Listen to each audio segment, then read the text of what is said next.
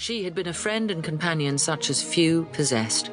Intelligent, gentle, knowing all the ways of the family, interested in all its concerns, and peculiarly interested in Emma, in all her pleasures and schemes.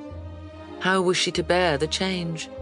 It was true that her friend was going to live only half a mile from them at Randalls, but Emma was aware that she was now in great danger of suffering from intellectual solitude. She dearly loved her father, and though he had a most amiable temper, he was no companion for her. He could not meet her in conversation, rational or playful. The evil of the actual disparity in their ages, and Mr. Woodhouse had not married early, was much increased by his constitution and habits, for he was a much older man in ways than in years. Nor could Emma take comfort in her sister's company, for Isabella, though but little removed by matrimony in London, was much beyond her daily reach. Emma had many acquaintance in Highbury, the large and populous village to which Hartfield belonged, but not one among them could be accepted in lieu of Miss Taylor for even half a day. It was a melancholy change, deeply felt by Emma, who was left to contemplate in the company of her dispirited father.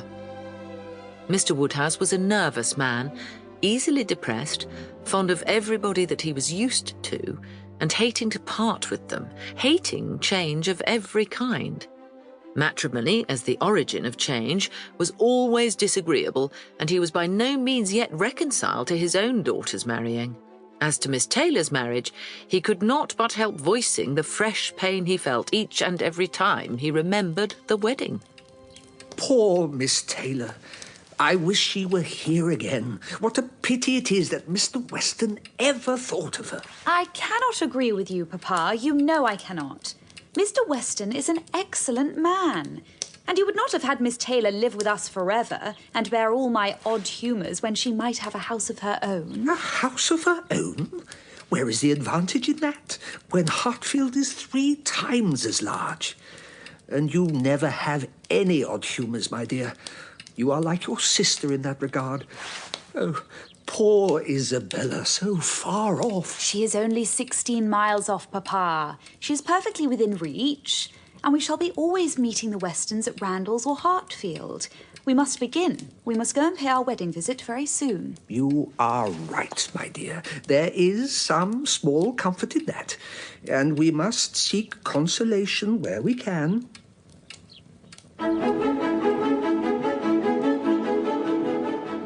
Emma spared no exertions to maintain this happier flow of ideas while awaiting Mr. Knightley, whom she expected every moment. Mr. Knightley was a sensible man, about 7 or 8 and 30, a very old and intimate friend of the family, and the elder brother of Isabella's husband, John Knightley. He lived about a mile from Highbury, was a frequent visitor and always welcome, despite the fact that he was one of the few people who could see faults in Emma Woodhouse, and the only one who ever told her of them.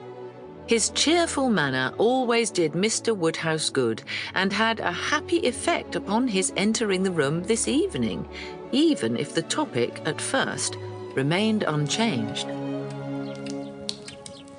Mr. Knightley, it is very kind of you to call upon us.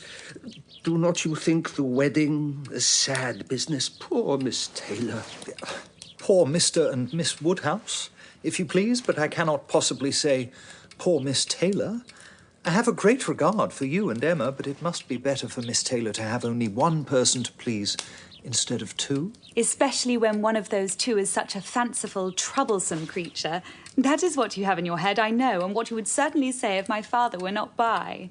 I believe it is very true, my dear, indeed.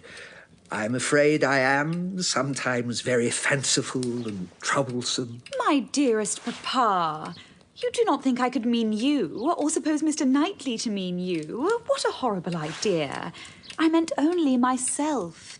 Mr. Knightley loves to find fault with me, you know, in a joke. It is all a joke. We always say what we like to one another. Emma knows I never flatter her, but I meant no slight to anybody. I only meant that Miss Taylor has been used to having 2 persons to please. She will now have but 1, which can only bring her ease. I shall still call her poor Miss Taylor for being taken from Hartfield where she was...